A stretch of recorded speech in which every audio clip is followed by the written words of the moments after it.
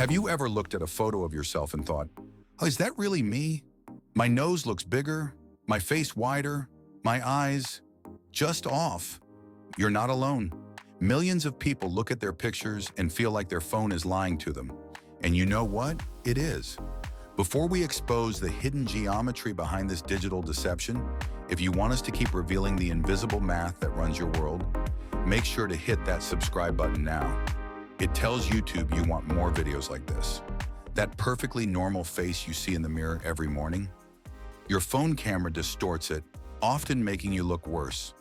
This isn't just bad lighting or a bad angle. It's a fundamental trick of invisible math. The hidden geometry and lens choices baked into almost every single phone on the planet. The culprit is a single number you never see: focal length. Forget pixels. This is the measurement that defines how the camera sees the world. In the photography world, a 50mm lens is considered the standard. It most closely matches the human eye. It makes things look normal.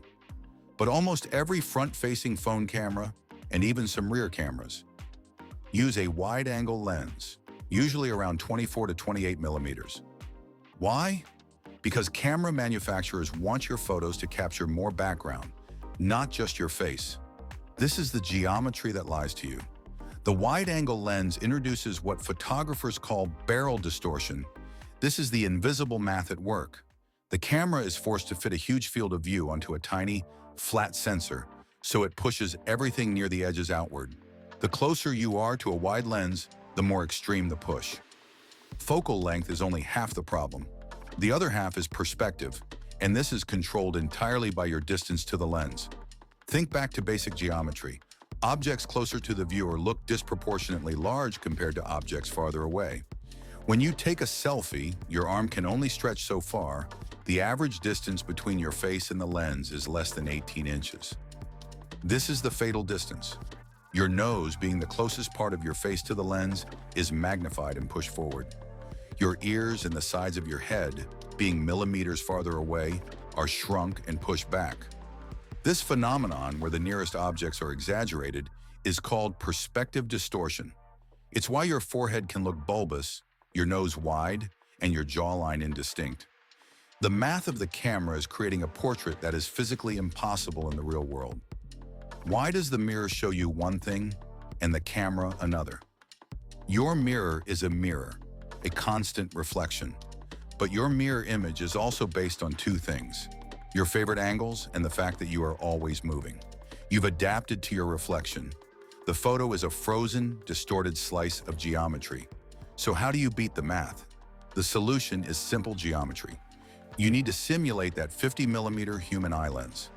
The math proves that for a typical wide-angle phone camera, you need to be at least 5 to 6 feet away from the lens to eliminate facial distortion. If you can't back up, your phone's settings offer a solution. Avoid the 0.5x ultra-wide setting at all costs.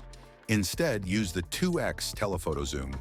When you zoom to 2 times, your phone digitally crops the image, simulating the optical behavior of a longer lens, pushing the focal length closer to that crucial human 50mm range. In the end, the camera isn't an accurate recorder of reality. It's a device that applies mathematical principles to light. It's a system, and now that you understand the geometry of focal length and perspective, you know exactly how to game the system and make your camera tell the truth. We've exposed the math that controls how you look, how you wait at Disney, and even the security of your online life. The common thread is always the same: invisible math controlling the outcomes. If you want to dive deeper into the formulas that run the world, check out our playlist Algorithms and Entropy, linked in the description. For more practical tips on applying the 6-foot rule and mastering phone photography geometry, we've linked a complete guide in the description below. Next time, we reveal the subtle mathematical chaos behind phantom traffic jams.